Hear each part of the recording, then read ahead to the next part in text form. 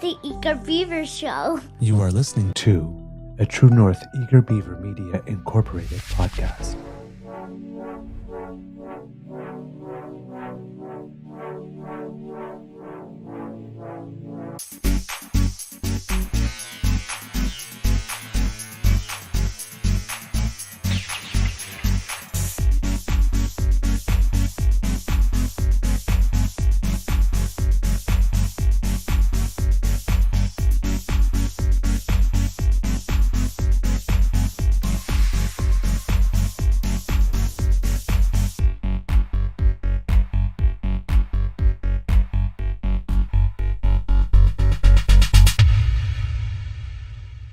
The True North Eager Beaver podcasts are proudly brought to you by our founding sponsors, the Misfit Mysteries from Corvid Moon Publishing, your source for science fiction, fantasy, and cozy mysteries featuring a broad diversity of characters, CanadianTarot.com, your uniquely Canadian online eclectic tarot community, and the Peppermaster, hot pepper sauces made from farm-fresh ingredients to thrill your taste buds and expand your mind.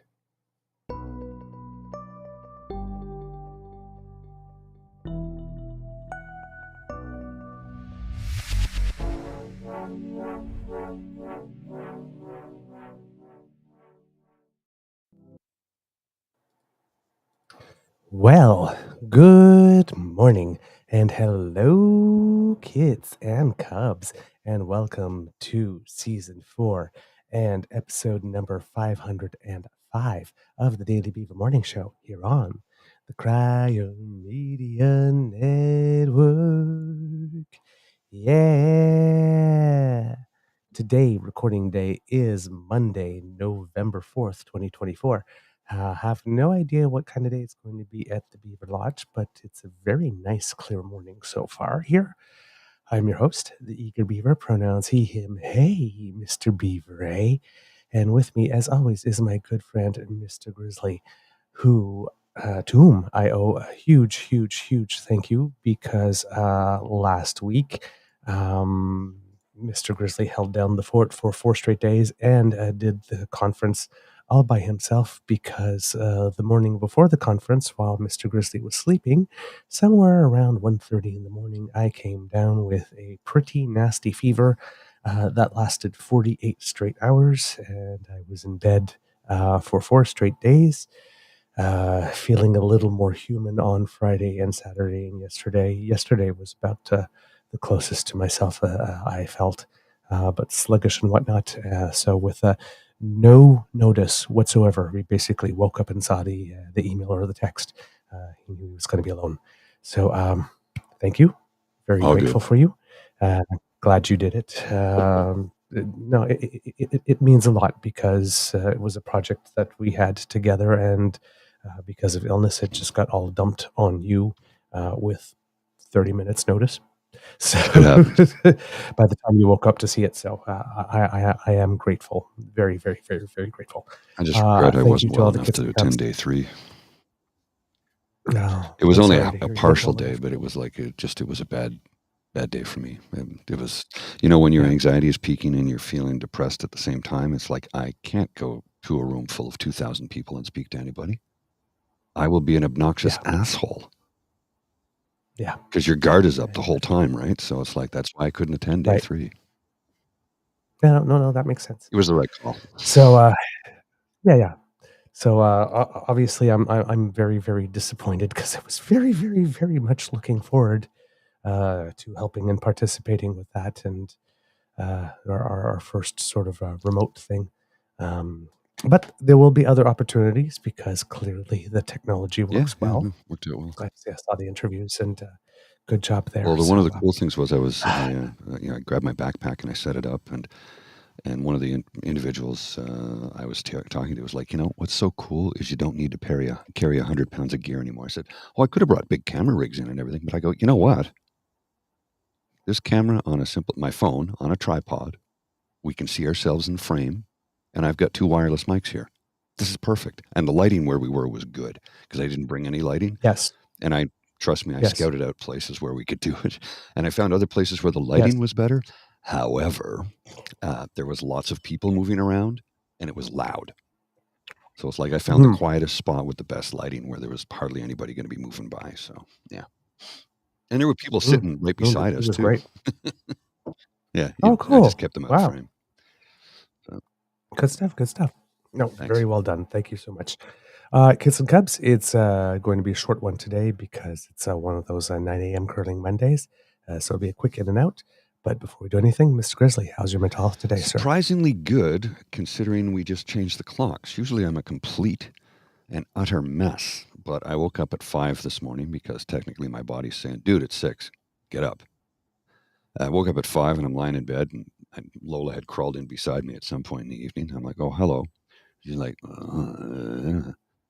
so I lied there till 5:30, and I'm like, oh, this is ridiculous. So I just got up because I wasn't going back to sleep. So just get up and let's go do the thing and, get this prepped and see what the world will bring us today. Because, hoo boy. Yeah, there's a lot going on. And I got a little recapping to do and all that There's kind of stuff stuff. that I need to touch on as well. Yeah, that I didn't get to last week. Yeah. So. There's lots of stuff. But before we go any further, Kids and Cubs, just wanted to say that this week marks the official beginning of Veterans Week. Oh, I got to get my poppy. Yes. So the 11th will be Remembrance Day. Remember, we're the 4th now. We're working on an activity with Kit Hugh, with a very special interview with a veteran. So please mark your calendars because hopefully we will have something really nice for you on the 11th to mark Remembrance Day this year. But just wanted to give a shout out to our veterans, those who are still with us and those who are not, for all of their sacrifice, especially since we're very heavily in an election season and we're doing all the things for which they fought. Yes, exercising our right to vote. There's an older generation, and it's not boomers. Boomers will sometimes refer to it as well in that manner, but it's the generation prior to boomers, the parents of the boomers, which they called the greatest generation, which a generation that sacrificed more, certainly, without question, because they went through the war, and in many cases, 2 wars. That generation used to say voting is a privilege. You should take that up and make sure you go out and exercise that privilege. A lot of people don't have that. And I'm like, well, there was a time when that was true, but it's been enshrined in our rights in this country. Voting is a right in Canada, period. Whether you choose to exercise that right or not is up to you. I hope you do. Right. I hope you do. I really do. Even if you vote for somebody I don't care for, I just hope you get out and vote. I hope you don't vote for a conservative, but only because they're not progressive conservatives. They're a Reform Party with a new name. And, right. But I'll never tell you how to vote. But please don't vote conservative. We'll beg you not to vote for certain people, but we will not tell you. Vote for whomever you wish. Please don't vote conservative. It goes against your own best interest. Don't vote for assholes. And don't vote for assholes. Don't reward assholes, regardless of party stripe. They're just let them do what they do somewhere else, far away from the purse strings and power over other people. All right, and the other little thing, Kids and Cubs, it is also a financial literacy month this month. So there will be activities all throughout the month, but things will be getting kicked off today with Olympic gold medalist Bruni Surin. Oh, okay. Who will be teaming up with UK Money and Pension Service Chair Sarah Weller to host an event on the virtual media circuit for the 14th Annual Financial Literacy Month. They say it's an event that will, quote, bring together people and organizations that share a commitment to advancing financial literacy. And that will happen at 1:15 p.m. today. So if you want to search through that to see Bruni, who's always delightful and wonderful, participate in that, that would be a good move today. And a little financial literacy never hurt him. All right, we've got a lot to speed through today, Kits and Cubs, because I missed all of last week. So it's going to be a little bit of a recap on stuff. Maybe not too much new for today. Dan, Please vote for assholes in War 15. Yes. So don't vote for assholes except for Kit Dan. Exactly. There's an exception to And every Dan, rule. sorry I didn't get in touch with you over the Wink. weekend. I got really swamped. I had a lot on the plate, and I had a few deadlines I had to reach. I worked till 10 o'clock on Friday. We will have a call if you have time this evening, sir. I don't know. I can't remember if you have a debate tonight or not. If you have time this evening, remember I do my ASMR at 9. So if you got an hour or two before that, we can have a chat. We want to talk more about, because Canadian Alliance to End Homelessness just ended last week, their conference. Right. And we didn't have a chance. We wanted to get Dan in, but we tried to bring him in live, but it just wasn't working. So we're going to pre-record a segment for this week. Okay, cool. And I hopefully will get one of the organizers of the conference at some point, because we were hoping to meet up with them on the spot. And, well, I wasn't there, so I couldn't do that. I was a little overwhelmed because one day I had 2 conferences to attend and a meeting. So, I know. yeah, it was a very busy week for me, and I'm not used to that anymore. It's been a few months since I've been running at that pace, so it took all out of me. Oh yeah, absolutely. All right, kits and cubs, lots to happen. First of all, Saskatchewan had an election. I wasn't there to give you the recap. But as you all know, the Saskatchewan Party got a 5th consecutive majority term, way slimmer majority. Scott Moe did the same thing that all premiers do in a case like this, which is we've heard the people of Saskatchewan, and we will do better, which is pure unadulterated bullshit, because there's no reason for which he couldn't have been hearing the people of Saskatchewan for the 4 years previous, and also doing stuff for them. So that's pretty much a crock. Well, Scott Moe is not going to change. Let's be serious. He's not going to change. And even though it's a very slim majority, we know in conservative land, they do elections have consequences thing, and it doesn't matter if they win by 0.001 or they win by 1 million. They govern as if they won by 1 million. So he will consider this a strong, firm mandate. I mean, technically, it's a majority government. It is, even though it's not as firm as it was before. I don't know if there will be any rumblings inside the party to maybe get rid of him, because it is another majority government, but he is emerging weaker within his own party as a result of it.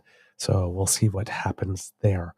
The good news for kits is that we had a kit who was doing democracy, who had ran for something. If you've been with us for a while, you might recognize Kit Hugh Gordon, or one of the 2 boys, as we call them, from the Live from Albertistan podcast, which I haven't heard much from lately. I don't know if they are still doing it. He might have had to suspend that while he was campaigning. But he was in a very, very, very, very close riding that was going back and forth in over the course of the night. And it was tied at some points too, and then at other points he was trailing. And it's the riding of Saskatoon Silver Spring. And over the course of the evening, near the end, with 2 polls left, Mr. Hugh Gordon took the lead and then did not relinquish it in the riding. So I will put this up over here. That's Hugh Gordon here with Carla Beck. Very handsome, dashing young man, of course. Knows more, has forgotten more about politics than I know. Extremely passionate about the subject. I could just give him one question, and then he could go on for half an hour before I could create a system. Not create a system, but to find a moment to slide in another question. He can just really go on and give you every single little detail. He's fascinating to listen to. So, yes, he won his electoral district. So we now have a Kit MLA among us. So hopefully we will be able to have him on the show relatively soon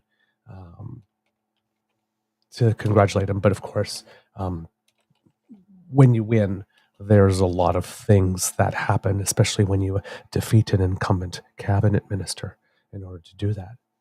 Way to go, Kid Hugh. So I'm sure that he is getting all his orientation and on all of his briefings and all of that good stuff. So it'll still be a little bit before we're able to have him on the show. But when we do, I'm sure it's going to be a great conversation. And just to show you how close it was, he got 4,330 votes, and his rival got 3,934. So it was fairly close. I mean, at the end, when you count in the mail-in ballots and all the others, his lead expanded a little bit. But it was way closer. It was like within 200 votes at one point. So, yes, Kitlandam, slowly but surely the kits will take over the world. Yay! Kitsy, PNC Bio. Douglas's overage of economics has gotten steadily better since I first started watching. He may not be financially literate, but he's economically literate. Why, thank you so much, good sir. That's quite a compliment. I have put a lot of work into trying to understand the economic stuff, given that it's so central to pretty much everything that we do. So I appreciate that compliment, and I know that Kit Vim gives me some compliments now and then when we have to deal with economic stuff. So thank you. Yeah, not necessarily my strong point either. Yeah. I hated economics in school. I mean, I understood it, but it bored the hell out of me. And if it's boring, you just don't have the way my brain works is if I'm bored, I have no interest in learning it. So there were subjects in school that I'm just like, this is a waste of my time. I want nothing to do with it. And I just daydream because the ADHD brain, which I didn't know I had at the time. But yeah, it's studying economics it's really dry. But here's the thing. I like tech, and tech is really dry. So it's what interests you, Exactly. right? I'm good at tech because I find it fascinating and interesting. I don't care to learn to write code because that's not my milieu. I don't enjoy writing code. I've written scripts, and that's fine. But economics was never my strong suit because it just bored the hell out of me. Yeah, I find economics pretty dry too. But like you, I'm, the word when you said fascinated, that was the word that was going on in my head. I'm just I'm fascinated with money, but not like I want money. So I can like buy a yacht or something. I'm just fascinated with how malleable it is, right? All the ways that you can manipulate it and twist it and work it and make it work, and the products and what you can do with it and what you can't do with it. But do remember this: the system is designed to keep you down, right? Oh yes, the system until very recently, within the last 15 years, there were not tools available to a working class person to invest. They just didn't exist, right? Because 20 years ago, if I wanted to invest, okay, E-Trade with a minimum investment of $20,000, I don't have $20,000 to invest. If I had $20,000, I'd get my teeth fixed. Things like that. But now you can open up a Wealth Simple account and buy fractal shares in whatever company, which is what I've slowly been doing over time. Just $50 here, $50 there, $100. When I can put a little bit more in, I do, so that I can watch some companies that I think are good and will pay dividends. I'll slowly buy into. Am I making any money? I've lost a little here, won some there. It's white collar gambling is what it is. But I've got a TFSA through them, which is a growth account, and it's done quite well. So, there's tools available to working class and minimum wage folks now that did not exist 20 years ago. Hell, some of them didn't exist 10 years ago. So, there's a reason to be less interest in finance and economics because you were simply out of that game. You didn't qualify, and the rules were put up in place to keep you out. Wealth Simple has democratized things so that anybody with a phone and a bank account can invest. And literally that's all it takes today. Yep. I'm personally with Quest Trade, and I've been very happy, and I've got a tax-free savings account too. Because one of the only good things that Harper did. So when he started that, I opened one right away. Well, the TFSA is Thank you very much. Mama didn't raise no fool when it comes to finances. A friend of mine who is an economist, he told me the TFSA is one of the best things ever created for the Canadian public when it comes to saving. Period. Yep. It's like, sure, you're limited to what you can put in each year, but it's accumulated over time. Right. And if you don't make a contribution, the contribution That's rule correct. remains. Yeah. So it's like So it's good to open one when you can, even if you can't contribute it, because maybe at some point in your life you will have higher earning years and you can just really dump money in there because you've created the margin. Well, and that's the thing is because I've had to, through rough times, I've had to empty my TFSA to keep afloat. People go, oh, you're gonna. I go, I'm not gonna affect me at all. Why not? Because I've never even maxed out what I can put into it. I still have that cap room. Yeah, and that's what people have to be careful about it when you have one. Is if you take some money out that year, you can put it back, but you can't put it back in the same calendar year. The contribution room opens up the next year. So there's some people that take money out one year and put the money back in the same year, and then they realize they get dinged.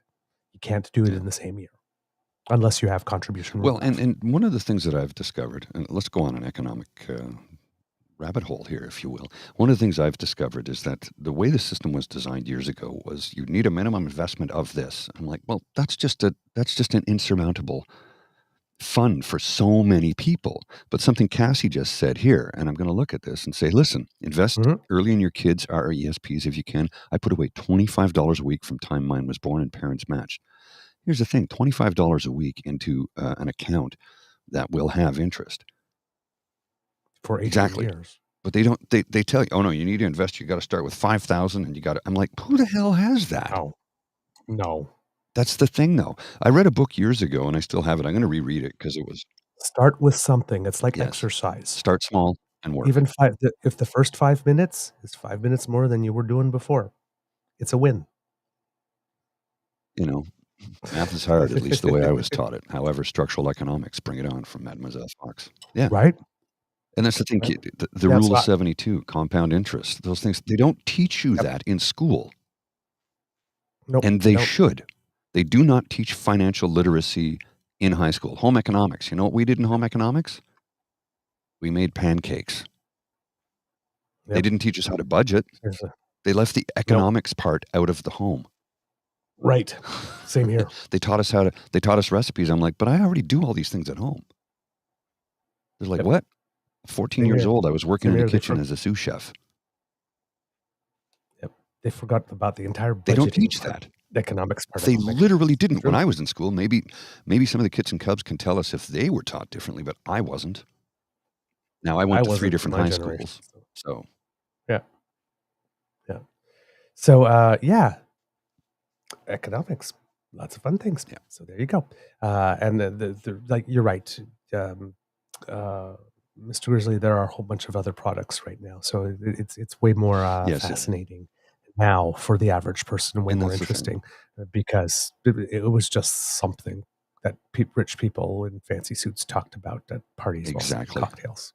Exactly. Oh, the market. Who's your guy? Oh, my guy. Oh, yes, my guy. My guy invested in this, and look at this. So I have to head over to London, you see, and while I'm there, I shall invest in some additional markets around the world.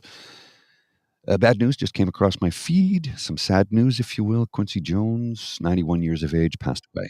Yeah. Oh, no.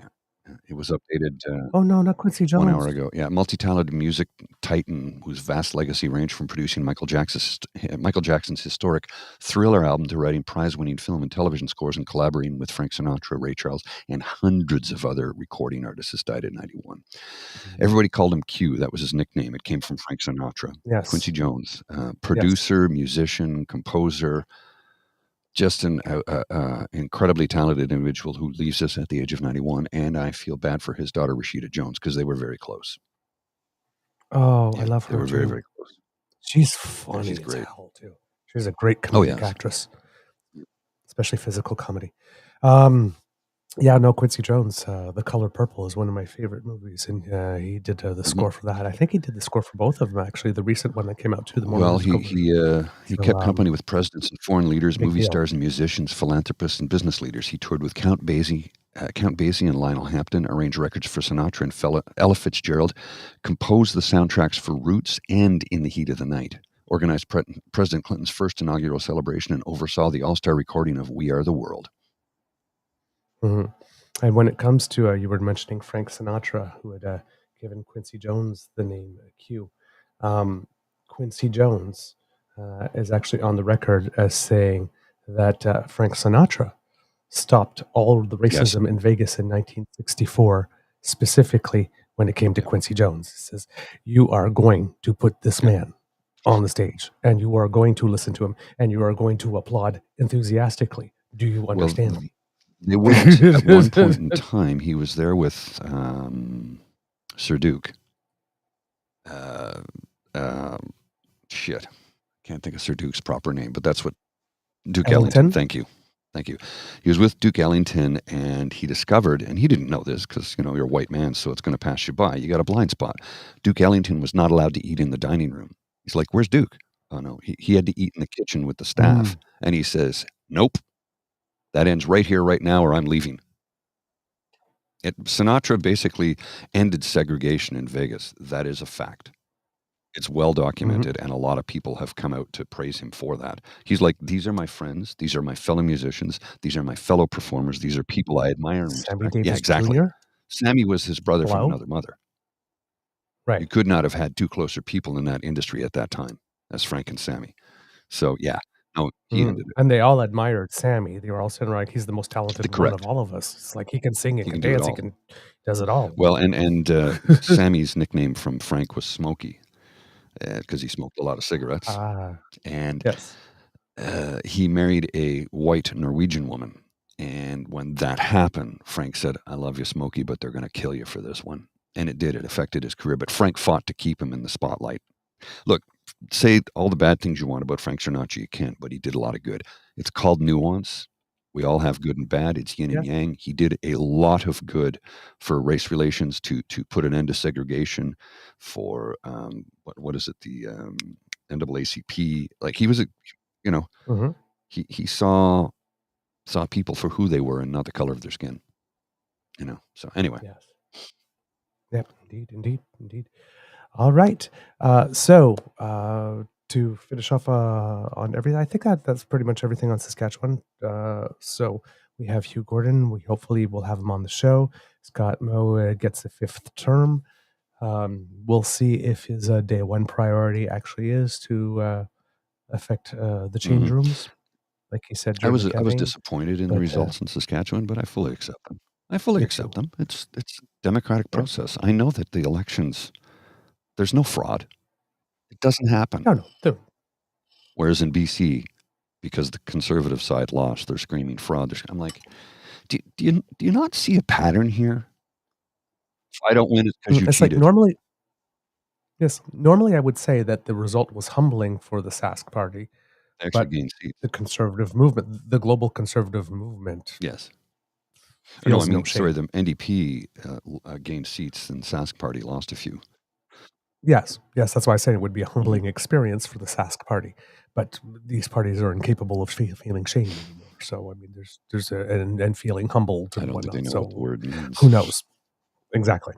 Now, Carla Beck is definitely will be staying on, clearly, because this was a great result for the party. They are closer than they have ever been.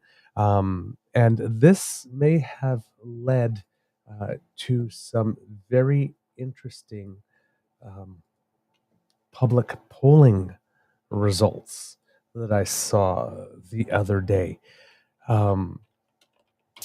Ecos, I believe it was, has recently done a poll, and Polling Canada had picked up something because they had noticed. I'll give you a timeout. If you're going to talk about polls, I'm going to grab a coffee. Okay, sure thing. They have it divided by regions, and one of the regions they have is Saskatchewan and Manitoba.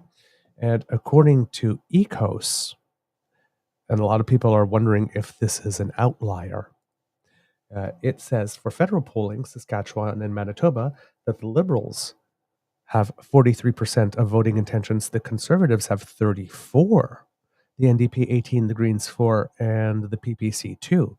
And we're sitting there, it's like, well, I mean, the West has completely abandoned the Liberals. How could the Liberals possibly be leading in Saskatchewan and Manitoba? So this caught the attention of a lot of people. Now, at first, it seems very counterintuitive, but it is possible if you look at the fact that provincially, Manitoba has gone NDP for Wab Kinew, and they're really, really, really, really, really, really liking him right now. And maybe that has translated federally as moving away from the Conservatives. And in Saskatchewan, well, we just saw right now provincially, the Saskatchewan Party, or the CPC equivalent there, take a pretty big hit. Not enough to put it into minority to lose, but still a pretty big hit. Maybe this is reflecting, maybe the progressive vote federally is still coalescing around the Liberal Party, not the NDP. And this would explain what's going on in these two Western provinces on a federal basis. Now, I am not going to run to the bank with this, because this could very much well be quite the outlier. But it's not necessarily as silly or as funny as it first appears. There might be something to this. So yeah, keep your eyes peeled, kits and cubs. This is around the time we're now within 1 year of the calendar date of the fixed election date law. So this would be the time that polls will start to narrow. The other narrowing trend that's been very interesting as well is it seems that Nanos, as a pollster specifically, has been noticing something that other firms may not be picking up.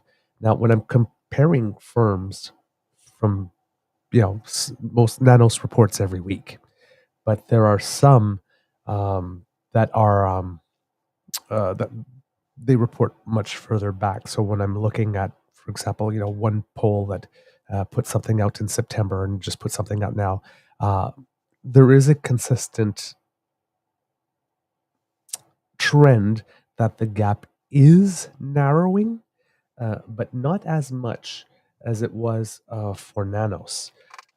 Nanos, a couple of weeks ago at the end of September, had the Conservatives, I believe, if I'm not mistaken, with a 20-point lead over the Conservatives, uh, which is a lot. And we still have some pollsters come in, and like Abacus and Angus Reid, who had some polls come out just this last week, still showing a 22-point lead for the Conservatives over the Liberals. But other than those two, one would like you to take a look at this, kits and cubs, that I'm going to share with you. And I think you'll see what I mean here. So here we have these two here, the Angus Reid and the Abacus data that just came out on the 20th and 25th of October, showing 22. But they're pretty much outliers, because here we're seeing Conservatives plus 12, plus 13, plus 13, plus 16. And if we're going back in time, 17, 21, 28, 18. So the margin is narrowing. The plus 13 here that we see from Nanos on October 18th is the closest margin that we've seen in a poll going back to August for Nanos. So there is something happening here. And if we're looking at Nanos specifically, on September 27th, they're showing CPC plus 20. On October 4th, they're showing CPC plus 18.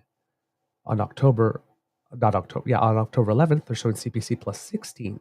On October 18th, CPC plus 13. October 25th, also plus 13. That's a 7-point narrowing of the gap in less than a month. Something may be happening. So I just wanted to bring that attention to your attention, because if you notice that certain parties or certain politicians may be acting as if they have a little bit more panic than normal, maybe there are some internal polling numbers that have indicated to them that they have something to worry about, because the public ones are definitely showing a narrowing, and a pretty significant one rather quickly. So just wanted to bring that to your attention, kits and cubs. A couple of other things that have been happening. As you know, kits and cubs, we mentioned that Yves-François Blanchet has come out and stated specifically that he started talking with other parties about bringing the government down. Now, this is not a particularly serious effort. This is what I want to tell you right now. So please don't start panicking. The NDP has pretty much neutralized that by coming out on the record and saying that there will be pretty much nothing happening this calendar year. Right. The other thing is that the Bloc Québécois is probably relieved by that. Because Quebec happens to be one of the provinces in the nation that least desires an election right now. So for the Bloc Québécois to actually be seen as fighting for one when the Québécois just don't want one, it's probably not good for the Bloc Québécois. So they get to stand up for one day, pose, take a picture, posture, take a picture, preen and prance, take a picture, and then it disappears because the NDP says, no, we won't be doing that. Right? The Bloc Québécois sent a letter to the leaders of the other two parties stating that it will now vote to take down the government on any confidence motion. In the letter, they made it clear to the Conservative Party, however, that any motion that the Conservatives present that mentions either carbon tax or has something against secularism or has some type of language provision will not be acceptable to the Bloc in any way. They also asked the Conservatives to put an end to its filibuster, the one that's going on right now that's, blocking everything from moving forward in the House, so that the opportunity to vote against the confidence motion could be had, or to vote for the confidence motion can be had, which is a very convenient request for the Bloc, considering that it squandered its own opposition day motion a couple of days ago or a couple of weeks ago, saying basically passed a motion to get all the parties to agree to the terms that the Bloc wanted the Liberals to agree them with, which was a complete waste of the motion because they already said if you don't do it by the 29th, we're voting against you. So there was no need of... So the Bloc Québécois isn't really serious about this because they squandered their motion and they don't have one to present for the rest of this calendar year, which is why they have to negotiate with other parties, and that's why how they're trying to tell the Conservatives, well, yeah, if you present one, we'll do it, but you got to do it our way. Let us run your party from the Bloc Québécois benches, which was not going to go over very well in the Conservative benches whatsoever. So, Monsieur Blanchet is basically the political equivalent of the horror movie character Jigsaw. Yeah. Right now from Saw. He's basically he's taking great delight in putting people in very uncomfortable positions. So, for example, for him coming out and saying that that's it, well, that, we're going to take him down and the Conservatives want to take him down, that puts all the pressure on Jagmeet Singh. Now, right? The Bloc Québécois gets a free pass on voting however it wants because, they said that they're willing to take the government down. So that puts all the pressure on Jagmeet Singh, which of course Jagmeet Singh is not going to do because, one, they're not doing well in the polls. They don't have the money to run an election at the moment. They don't have all their candidates nominated. Neither do the Liberals. So the Conservatives are the furthest ahead on that. So, they're not ready yet. None of the parties are ready, so it's not happening. But it puts, by the Blanchet coming out so quickly and saying, okay, 29th has happened, we're going to be voting against the guy, places Jagmeet Singh in a very uncomfortable position. It's writing to the Conservative leader and say, well, hey, we're willing to do that, but you got to present a clean resolution. That puts Pierre Poilievre in a weird position, turning around and said, Liberals, you didn't want to break the bank take on an extra $3 billion a year cost in order to get 6 extra weeks of life. That was already an uncomfortable position. It wasn't going to happen. And now, we're going to vote to take you down. So Monsieur Blanchet likes to take the leaders of the three parties and treat them like they're Play-Doh and mold them into a shape like this, and then tie them together and hand them a saw. Say, now you deal with this. Let's see what happens. Right. So that's basically what's going on here. But he's not serious about any of this. Of course because he decapitated his own power to be able to bring down the government, rather foolishly. The NDP has made it clear that it will not vote on any motion of confidence presented by the Conservatives. So if the NDP is going to go down, they're going to go down on their own motion that they present, and hopefully other people will vote for it. So if the NDP is not going to vote for any Conservative motion whatsoever, because Jagmeet Singh can't be seen as doing Pierre's work, And the Bloc Québécois is not going to vote for any conservative motion that has some weird hyperbolic poison pill language on it. It's not happening anytime soon. It's just not happening anytime soon. So you can all breathe freely. We're going to have a fall economic update at some point once the Conservatives decide to stop preventing themselves from bringing down the government as well. Because all the time that this filibuster thing that they're doing on the green fund thing, which there is nothing to look at because the Auditor General went through it.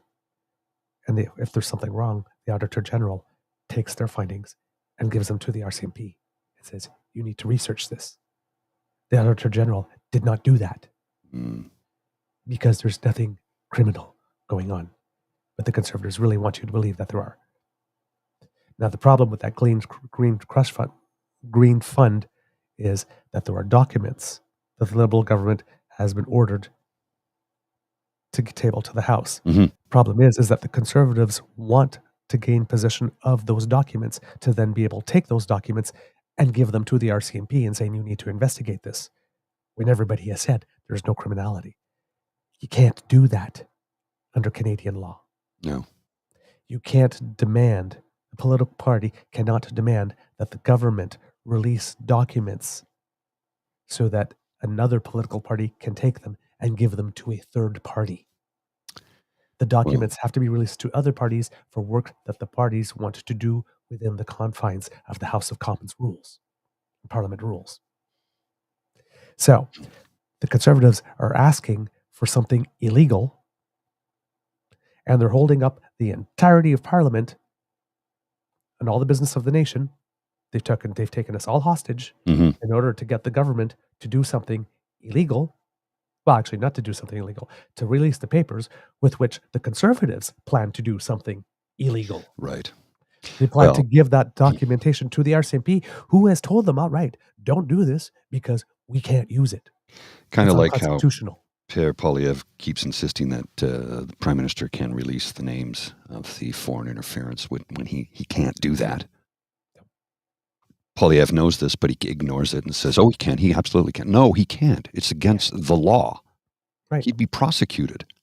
It's secret files. He cannot do that. Exactly. And Poilievre even got called out by it from Patrice Roy on Radio Canada last week, and we highlighted it on this show. So it's just more of the same. Asking you to do something you're not allowed to do for the benefit of me, screw you. Yeah. And Elizabeth May has made it very, very, very, very, very clear now that the Prime Minister of Canada does get the top secret clearance by right. Yes. So Pierre Poilievre is doing the same thing that Donald Trump did a few years ago with his taxes. It's not mandatory that you get your security clearance. It's not mandatory that you release your taxes, but everybody has. Donald Trump wouldn't. Why? Pierre won't get a security clearance. Why? Somebody got something to hide. Right? Now, if the Conservatives really want to take down the government on a confidence motion, they have to let go of their motion of privilege to be able to do that. Or somebody has to say, hey, we're going to suspend this motion of privilege thing in order to discuss this particular legislation, because the government has to ask for it, and then at least another party has to agree with it. And so far, none of the other parties have been agreeing with it either. So all the parties right now, by not even agreeing to temporarily suspend the motion of privilege dominating everything so that they can pass another thing. So none of these parties, whether it's Bloc, whether it's New Democrat, or whether it's Conservative, who are screaming, we have to get rid of this government, are actually doing a damn thing to actually get rid of this government. They're making sure that there's no laws passed so nothing can get better for you and me. Of course. They just want to stall. They're like the Congress, stall everything. Vote And they're against using- everything to stall it. And they're using all of Parliament again as another backdrop for public relations. They're misappropriating public funds in order to mount a public relations campaign. Well, let's once again hammer on Pierre Poilievre to get a security clearance, because have you seen this from Ms. May? I'll put this on the screen right now. This was on her website, elizabethmaymp.ca. And I'm going to read this. It's on the screen, but I'll read it for the audio version only. Basically, these are the breadcrumbs in plain sight. The Parliamentary Committee on Foreign Interference mentions allegations the Indian government interfered in the Conservative Party leadership race that Poilievre won. If he owes any favors to the Modi government, that could explain why he does not want to ask for clearance, just in case CSIS were to decide he should not get it. As Prime Minister, he would receive it automatically, so voters only have before the election to demand he get clearance, or at least attempt to receive it. I can only ask questions at this point. I'm not alleging he is beholden to the Modi government, but it would explain his reluctance. Now remember, as Prime Minister, he would receive it automatically. Right. So that is why I keep on saying, legislatures, don't berate, legislate. Pass a law where he has to have that says that all party leaders of parties that have seats represented in the House must get the top security clearance. Pass a second law, or in this law, also saying revoking. Correct. The thing that says that the Prime Minister gets it by right. Well, here's the concern. Okay, there's a huge concern here, and it has implications that nobody seems to understand outside of certain areas of government and security. If Poilievre were to win the next election, we have a potentially compromised individual that now has access to top secret files. And our allies will be aware of it and will not share information with us. That's exactly what I was going to say. All of our allies, the Five Eyes, forget it. You got Canada, you're out. You're out. He has not been cleared. He gets it automatically because of the position he's in. You're out. Now, understand that the United States of America, if Trump gets in, he's going to get it automatically as well. But they won't kick him out. They won't kick the USA out because they're the most powerful nation on earth with the largest military might ever known to man and women, and they, them. Got to be inclusive, right? Mm-hmm. But it's simple. Canada, they'll give us the boot in a heartbeat. They don't give a shit. We don't need you. We will be locked out of the Five Eyes. Our national security will be jeopardized and scrutinized forever because we have a man in power who does not have his clearance. He gets it automatically by ascending to that position. We need to change that rule and say you still need to pass. Yeah. And conversely, you've got other people going, oh, well, see, Trudeau got it by right. Every single prime minister ever since we've had that National Security Act has been getting it by right. Because the Westminster system relies on the honor system. Mm-hmm. But that harkens back to a day when people were able to feel shame.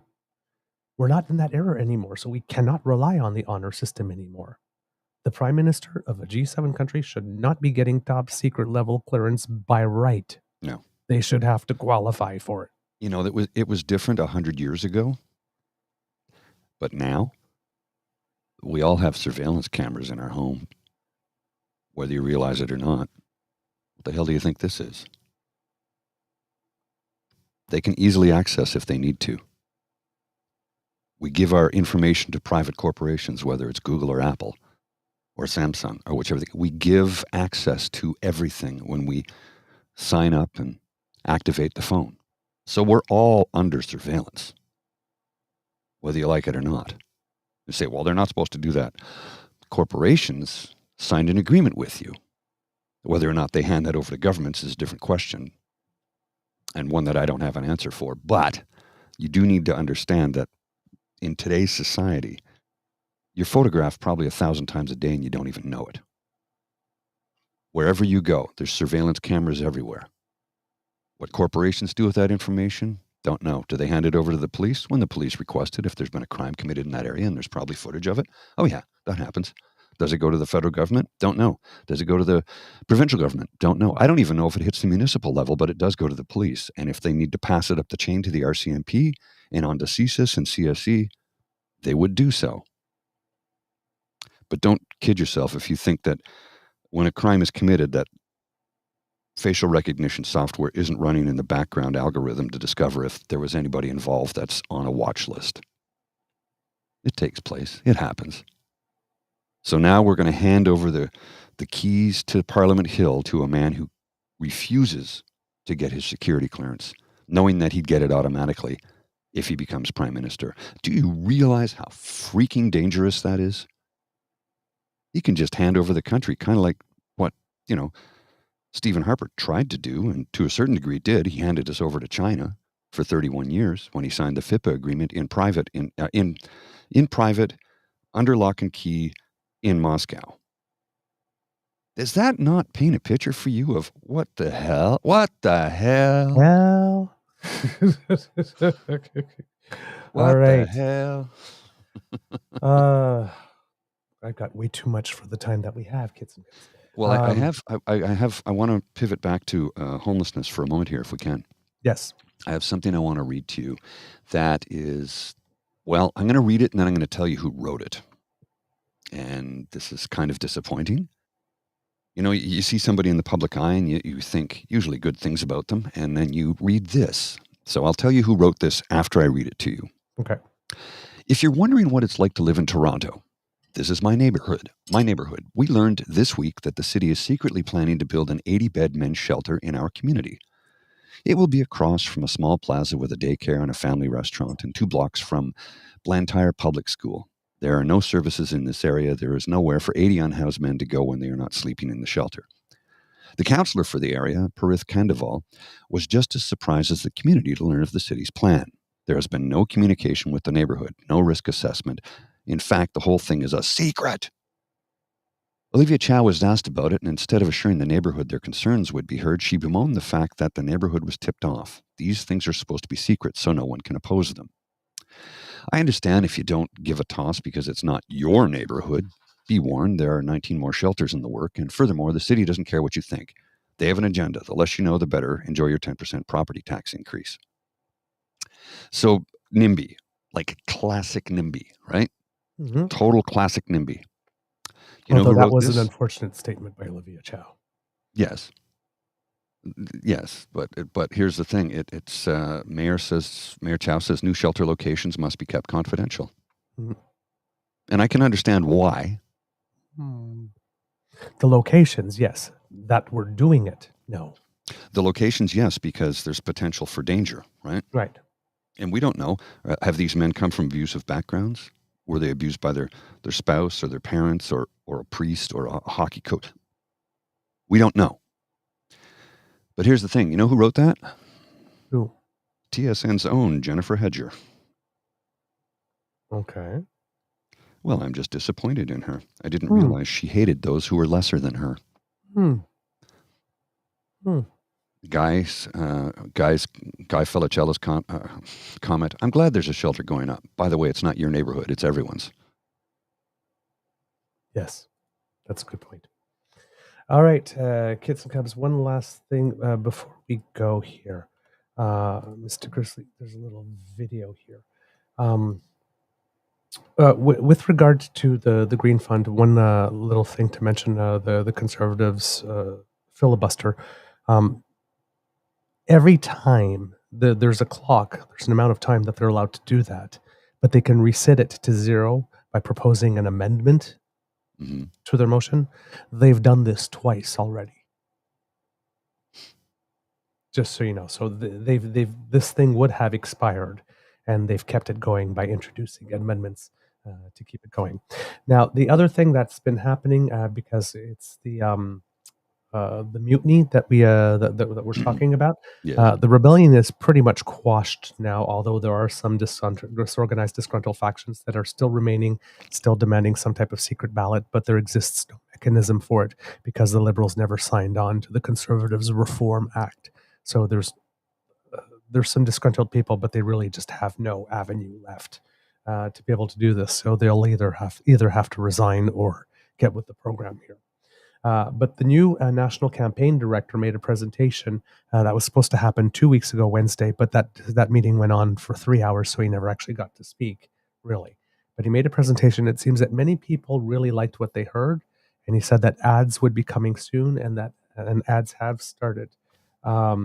24 people had allegedly signed the letter, but only 12 people apparently want the secret ballot. So this is dying. Now, this little video came out right before I thought this was the first ad, but Mhm. turns out it's setting the table for the first ad. So, Mr. Grizzly.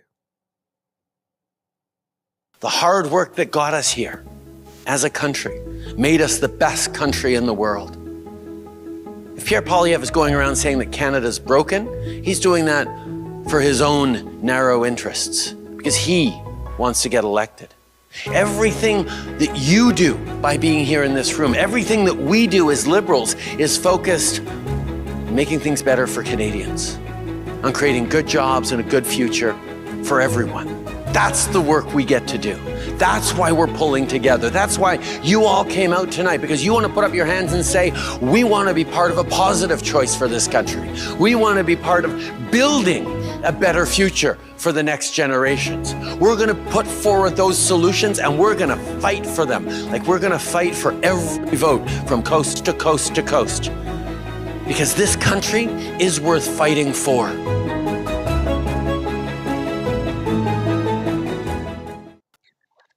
Well, that was interesting. Yeah. So we got the rallying sort of setting the table. Mm-hmm.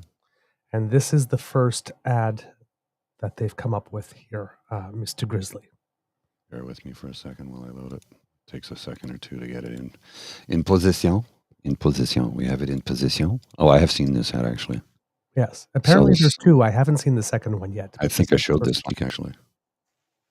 To strengthening our public healthcare system, the Liberal team is fighting for you. After they secured vaccines to protect Canadians from COVID-19, they made investments to hire more family doctors and reduce wait lists. Now they're rolling out dental care, and they're getting pharmacare done to deliver free contraceptives and diabetes medications. Pierre Poilievre has made it clear that he would make cuts to all these investments, removing healthcare services from millions of Canadians. Canadians need progress, not cuts. We won't go back. Okay. So the first criticisms, of course, is we won't go back. Oh, they stole from Kamala. Okay. Number one, again, it's not an originality competition. You do what works. Right. If you see it work somewhere else, you take it and you do it. That's been the whole conservative playbook for my entire life. The entirety of Pierre Poilievre's platform is Liz Truss's failed economics Mm-hmm. and Donald Trump's populism. There's nothing original in his either. But yet only the Liberals get, oh my God, they talked about COVID vaccines again. We're so past that. Like this. It's a good ad. Mm-hmm. It's a dry ad, but it's a good ad. It focuses on the topic, healthcare. It's a good way to start. It's not the flashiest one. It's not the one that's going to get your attention. In fact, I liked the 1 minute thing where Justin Trudeau was setting the table more than I liked the ad, to be totally honest. But it seems that there's some fight in the old party left. So we'll see what that does.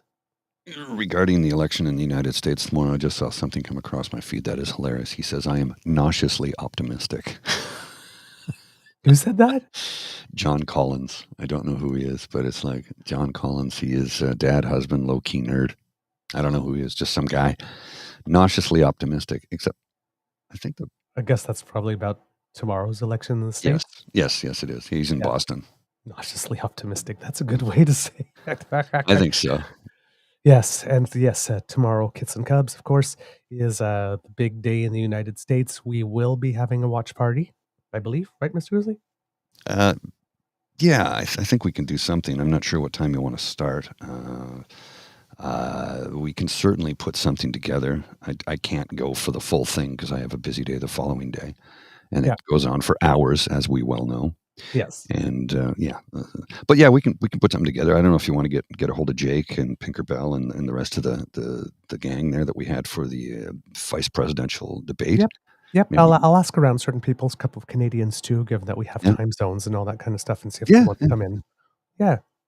All right. Cool. Well, I watched Jake's show for a little bit last night, and I said, "Oh yeah, we're definitely going to be drinking Tuesday evening." Yes. Because one is either to calm the nerves or the other is to celebrate. So it's I know. Overcooked, undercooked. I know. Okay, Mr. Grizzly, do we have a show? If you want to bail out, go ahead. I have a couple of other things I wanted to discuss. Mostly how Fox has pivoted away from Trump. Have you noticed that? I know you got to get rolling, so by all means, if you need to Okay. roll. I want to continue just for maybe 10 or 15 more minutes. Okay. I did want to address that. Okay, then hold on. Before you roll, just before we go, I want to show you this here, because this is one of the wildest things I saw over the course of the weekend. Yeah, That Margaret Atwood tweeted out an editorial cartoon of people dressed in handmaids' outfits going through a voting booth and then shucking their uniforms on the other side. on the other side. And then you have some guy named Faces Out of Context that wrote, the author of that book used Islam, not Christianity, and a model for her imaginary world, as a model for her imaginary world. This is obviously true as it resembles Islamic culture and law and not Christian. And it's like, clearly this guy that claims to know more than the author of the book about what the book is about, tweeted that to the author of the book. Yes. Who clearly they are unaware of. Clearly. Mansplained it. Yes. Imagine Lord Jesus and all the deities in the universe, regardless of religion or no religion, please grant me the smug confidence of a man who can mansplain to Margaret Atwood what her book was based on. Yeah. Please. I would love that confidence. Well, and especially as I'm going to play curling. Islam, right? Except you see that the dress that they wear is very reminiscent of a nun's habit. Yes. And that they're coming out of the voting booth showing a lot of skin. Yeah. And various levels of dress. Because I'm sure all the Islamic faiths are well known for promoting that. Mm-hmm. Yeah. Yeah, very much so. Yeah. All right, kids and cubs, I'm off. Please enjoy some solo time with Mr. Grizzly. See you tomorrow. We'll see you. Bye. I have a little thing I want to show you right away here. And this is something that came across my feed earlier, and I thought it was apropos because this boils down one of the key points of the U.S. election and what is going to be taking place. This is from a doorbell cam when somebody was canvassing in a gentleman's neighborhood, and he does not want to put up with what this woman is telling him. Have a watch. Thank you. You kindly. You want baby sacrifice, okay. Yeah, I vote for women's rights. I will stand up. I have daughters. I'll stand up for women all day. A man should not even have a choice about a woman's body. We should not even be able to vote yes or no. It should be up to them. Take on that on out of here. Yeah, well, I vote for women's rights. Y'all could go ahead and keep on moving. That is what we need more of, because this is what fundamentally this election is about. Women's rights. A man should not have the right to vote over a woman's bodily autonomy, period. End of story. He's like, I vote for women's rights because I have daughters. And I've said it time and time again, you might not agree with abortion, but you can certainly agree with a woman's right to make that choice. And as a man, I don't think I have a say in what a woman should do with her body. Ever. Come on, man. When was the last time a man's body was legislated? Maybe we should, all men over 16 need to get vasectomies until they decide to have children so that no accidental pregnancies can occur. Maybe, you think? I just don't know anymore. Some days I literally sit here and scratch my head and put my hands in my face and be puzzled at the world. How can a woman vote against her own best interests? I don't understand that.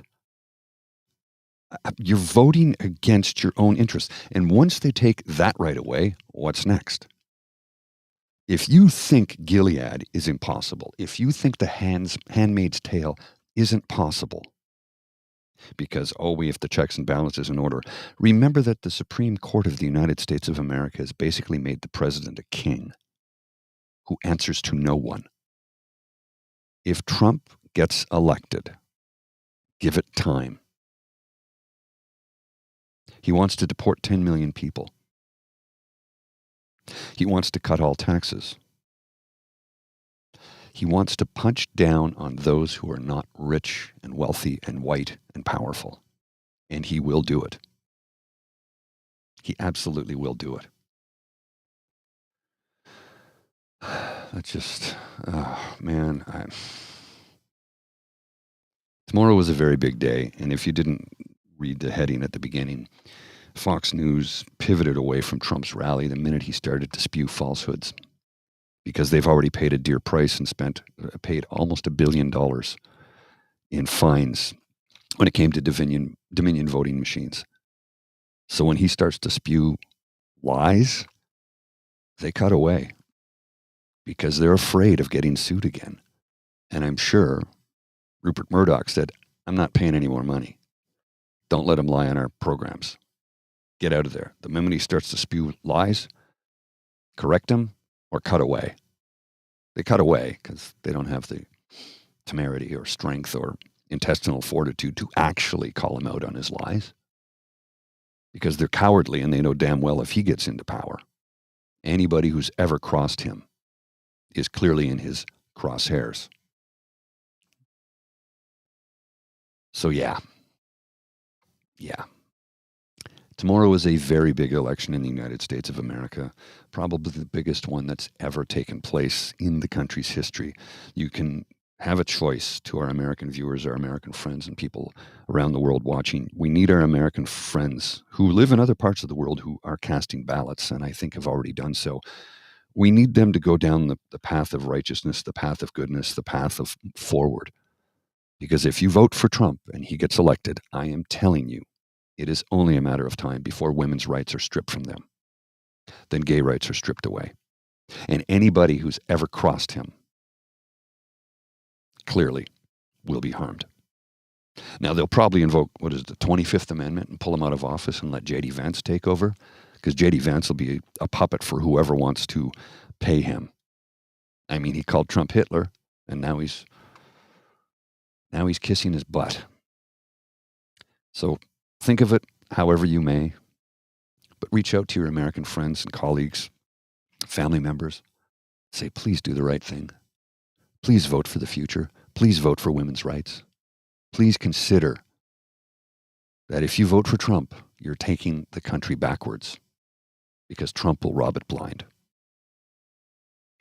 And that is it for today, my friends. Thanks for coming out. We really do appreciate your time. I appreciate everything you bring to the conversation and how you come in here every day, 5 days a week, I should say, and prop us up and say good things and keep the chat going and interesting. And we are all, yes, you're right, Mohan, people of color too will be harmed. Thank you. We all learn something from each other when we all contribute to the community. So, thanks again. I appreciate that. I really do. I want to thank our sponsors, Corvid Moon Publishing, The Misfit Mysteries, from Corvid Moon Publishing, of course, CanadianTerror.com, and The Pepper Master, who makes those wonderful pepper sauces that I love so much. What else have I got here for you? I got to put up the coffee link. You need to go get your coffee, and while you're there, buy me one. If you could, I'd appreciate it. It keeps me, with the AC, keeps the power going, keeps the hydro on, so that I can continue to help produce this show and keep the roof over my head so that, I don't have to become a homeless person. I don't want to do that. That would suck. Where would I put all my stuff? I guess I'd have to sell it. I don't want to do that. You know how long it took to get all this stuff together? Like a lifetime, 56 years. Thanks for coming out. We really do appreciate you. If you want to, you can find us on Apple Podcasts. And if you go there, you can we request that you give us 5 stars or 1 star, whichever you place. Leave a comment. Let people know that you like the show. Help us promote it if you can. You can also find us at podpage.com/The True North Eager Beaver with a hyphen between each one of those words. That is where you will get our latest podcast, the audio version, when they are ready to go. In the meantime, if you can subscribe to our YouTube page, we'd greatly appreciate that. It's very important that you do so because it's what helps us generate revenue. And we need revenue to keep this show going, as I said, because, I don't have really anything coming in. Yes, I do have a sales position, but it's a commission-only position. So until I close a deal, and some of these deals could be lucrative, right now I got nothing on the plate. So any way you can help out, I really do appreciate, because it's tough to do this with all the production work we're doing. with no money coming in. And I don't want to sound like I'm begging, but I'm not far off from that, to be honest with you. So thanks for helping out. We really do appreciate each and every one of you for showing up here on the Daily, 5 days a week. And I'm trying to just pull that down. Something's going on with the interface here this morning. It's not working properly. But if you want to go to coffee.com, you can do so. You can donate there. And in addition, you can also donate in Super Chat right here on YouTube or purchase a membership. And I realize we are a little behind on our membership benefits, such as additional videos and links to videos, along with a few other things we've got in the pipeline. We will start to update those as soon as possible. It's just been a busy time. And as you know, Mr. Beaver was quite ill last week. He was gone for basically 4 days, down for the count, but he's back so we can start producing additional content for you. In the meantime, you folks take care. Have yourselves a wonderful day. And remember, it's very important that we support one another in times of need, in times of crisis, in times of sadness, in times of loss. We need to prop one another up. Yes, I will be delivering an ASMR this evening at 9 p.m. If you want to pop by, I'll send out a link on the Twitter, and YouTube will give you a notification. If you are a subscriber, you will get it. I will have that for 9 p.m. this evening, Eastern Standard Time, because we are now in Standard Time, no longer Daylight Time. All right, folks, you take care of yourselves. It's time to cue the cock. You are listening to a True North Eager Beaver Media Incorporated podcast.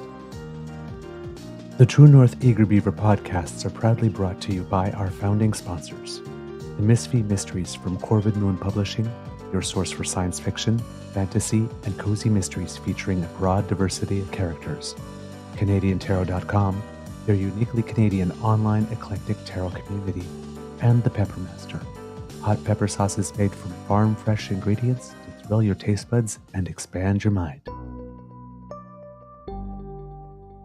We are grateful to the Crier Media Network for its support, Pete Jarvis for our artwork, and Paul Joseph Something for our opening and closing sequence music.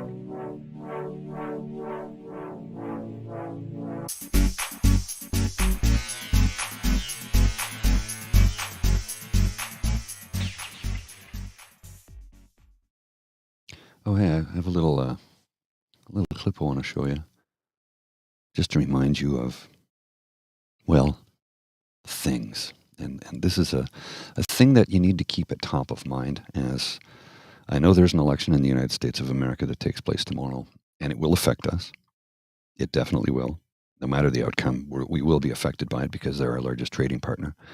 We are diversifying our trade with European communities because, well, you can't just rely upon one basket of eggs, right? But this is slightly different, yet varies along the same theme, and it's important to remember this come election time in Canada. Body armor with white supremacist insignia, thousands of rounds of ammunition. In January, the convoy as they initially rolled across the country, there were convoy supporters who went on TV saying, "We've got guns, we'll stand up and we'll bring them out." When people tell you who they are, believe them. And while all of this was happening, we had a number of Conservative MPs welcoming the convoy to the city, handing out donuts, making excuses for the deplorable actions at memorials, encouraging them to stay. The member from Carleton saying he was proud of the convoy, that he stands with them. Convoy participants occupied the city, made it unbearable for residents. They harassed journalists, they harassed healthcare workers. There are reports of attempted arson, bomb threats to hospitals, plans to block airports and railways. Our borders were shut down, weapons were seized, attempted murder charges laid. And the member from Carleton, who wants to be the Prime Minister of Canada, stands with them. When people tell you who they are, believe them. Solid advice. Remember that at the ballot box come October of 2025 or 2026. We'll see what happens. Thanks, PC Bio. I will take a look at all of that. Drip. I'm not sure what a drip is, but I'll figure it out. I'm pretty good at figuring things out. That's kind of my milieu. All right. Take care, folks. We will see you à demain.